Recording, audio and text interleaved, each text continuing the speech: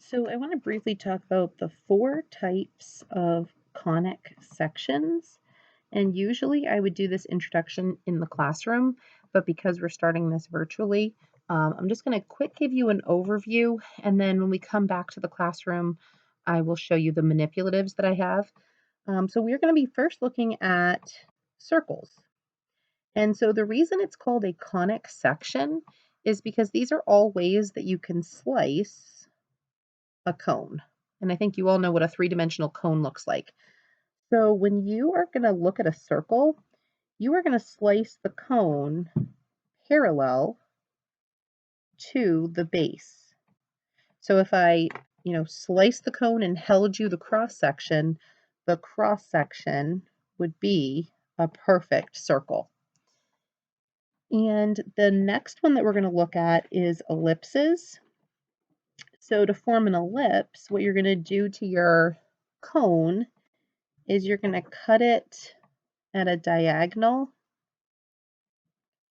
but not through the base, right? So then when you look at this cross section right here, this will be your ellipse. Then we're going to briefly touch on how a parabola and hyperbola are the other two types of conic sections. So to slice a cone and form a parabola, what you do is you slice it diagonally through the base. And then I think you can kind of see that when you do that, you get this little horseshoe as your cross section. We've looked at parabolas as functions. So a parabola that's a function either opens up or opens down. But when we define them as a conic section, it actually can open sideways, right or left. So defining parabola this way allows us to have some non-functions. If you notice, none of these are actually functions, right? Because they fail the vertical line test. So we're studying conics. We're not studying functions. And then the last one is a hyperbola. And this one's kind of fancy because you take two cones that are inverted on top of each other and you slice perpendicular to the base. And it forms kind of this, they kind of look like parabolas, one going up and one going down away from each other. So there are hyperbolas in real life. Oftentimes, the smokestacks coming from nuclear plants are hyperbolic in shape, kind of look like this. So they have hyperbola sides as the smoke is coming out because of, I think, the resistance. It makes them better. Parabolas are used often for receiving information as satellites because the sides of the parabola basically direct all of the information to this one focal point. And then ellipses and circles, I'm sure you can think of a lot of real life situations. So we're going to start our study on circles and ellipses. That's going to be where we primarily focus. And then, yes, we are going to touch on parabolas and hyperbolas. If this was a longer full unit in a regular year-long class, we would get a lot more detail about parabolas and hyperbolas. This is just for an overview. So today, the first one that we're going to look at is page 401. Where does the equation of a circle even come from? So this just says draw a circle with its center at the origin and a radius of 5. 1, 2, 3, 4, 5. 1, 2, 3, 4, 5. Here's my center. 1, 2, 3, 4, 5. 1, 2, 3, 4, 5. Do your best to kind of sketch in the sides of the circle. Doesn't have to be perfect. You know that it's supposed to be a circle. I'm not getting out a compass. So now it says mark a point called P. I'm going to call this point P right here on the circle and label it with the coordinates x, comma, y. Here's point P. It's somewhere on my circle. And it says, write an expression for the distance between point P and the center of the circle. What is an expression for that distance? So remember the distance formula from probably geometry or trigonometry is where you learned it. I'm going over some x as the base of this triangle, and then I'm going up some y for the height of this triangle. So this has a distance of x, and this has a distance of y. How can I write an expression for the radius? Isn't the radius just a completion of the Pythagorean theorem? X squared plus y squared square rooted, right, would be the distance, because it's the square root of whatever you get over here. A squared plus b squared equals c squared, and then you take the square root. And it says, since you know that the radius of the circle is 5, you can turn your distance expression into an equation that describes all the points on the circles. So x squared plus y squared square rooted has to equal 5. And the common form for the equation of a circle, usually you would see square both sides, x squared plus y squared equals 25. So I squared this side to get rid of the square root, squared this side, made it 25. So this was one specific example when the radius was 5.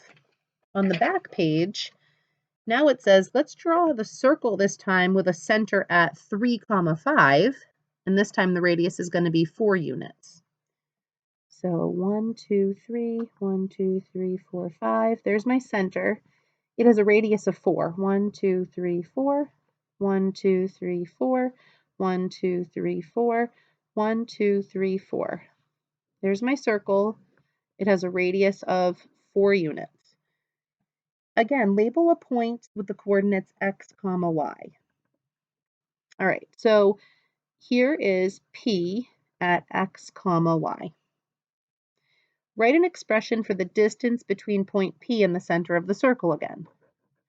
All right, so how am I going to express this x distance and this y distance this time? Well, this coordinate x is actually this far away from the y-axis, right? So I actually need to subtract off these 3 units. Whatever this x value is, I want to subtract off these 3 units, so I'm only getting this squiggle distance. So isn't the distance x minus 3 squared? And this y distance, whatever it is, I want to subtract off this original 5 units, right? 1, right? 1, 2, 3, 4, 5. I want to get rid of those 5 units because I had shifted the circle up. Y minus 5 squared, square rooted, would give me the distance, right? So what's the exact distance? Because you know the radius. X minus 3 squared plus y minus 5 squared square rooted equals, oops, was it 4? A radius of 4. So my final answer would be x minus 3 squared plus y minus 5 squared equals 16. So this last part is, let's generalize this process to find the equation of a circle with any radius and any center h, k. Well, this is that same transformation rule, right or left. This is the same transformation rule, up or down, except now the y is in parentheses. So remember over here how everything is opposite. So minus 3 is actually positive 3 units. Because this is now in parentheses, the minus 5 is actually now plus 5 units. So it's x minus h squared plus y minus k squared equals r squared is the general equation for a circle with any radius r and any center at h, k. This tells you right or left. So this is going to be right, oops, when h is negative, and left when h is positive. This is going to be up when k is negative and down when k is positive, because now it's in parentheses being squared, so it's the opposite of what you would think for both of these. And then you can just find r by taking the square root.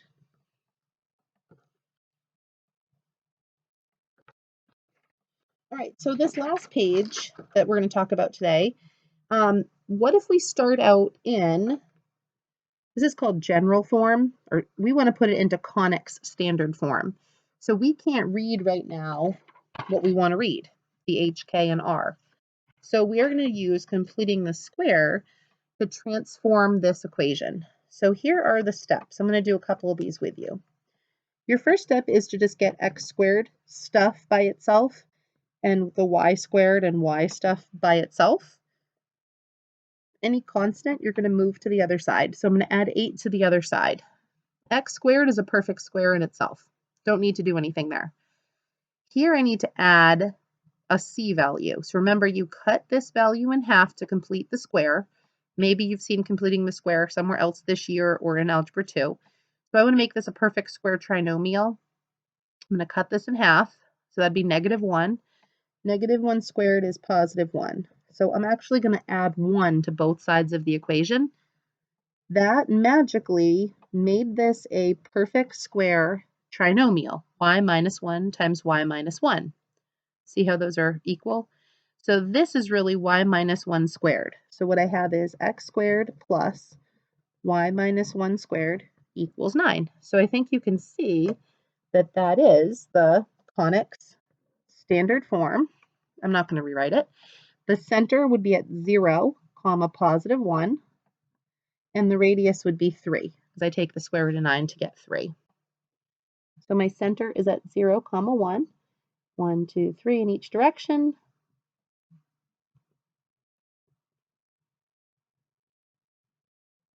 Center with a radius of 3. All right, let's do another one together.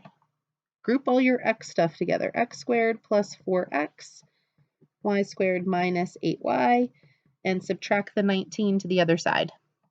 So we're going to take half of this value, which would be 2, and square it. So I'm going to add 4 to both sides of the equation. Over here, I'm going to take -8 and cut it in half and get -4. Squared would be 16. So I'm also going to add 16 to both sides of the equation. So this factors into x plus 2 times x plus 2. Well, that is x plus 2 squared. This factors into y minus 4 times y minus 4, which is y minus 4 squared. And then I have a total of 1 over here. -19 plus 20 would be 1. So that is my standard form. My center is left 2 this time, so -2, comma 4. Up 4 still from this one. My radius would be just 1 because the square root of 1 is 1. When I graph that, left 2 and up 4, and it has a radius of 1. It would be a small circle, which would be up there. So there are 4 more examples to do. I'm going to have you do the back side to submit for today. So you might want to pause the video and try example 3 on your own before you have to do the whole back side on your own. So pause the video and try example 3 now. And now I'm going to write the answer to example 3. X squared plus 4x goes together. Y squared minus 4y goes together. And I add 9 to the other side. Plus 4 to both sides, plus 4 to both sides.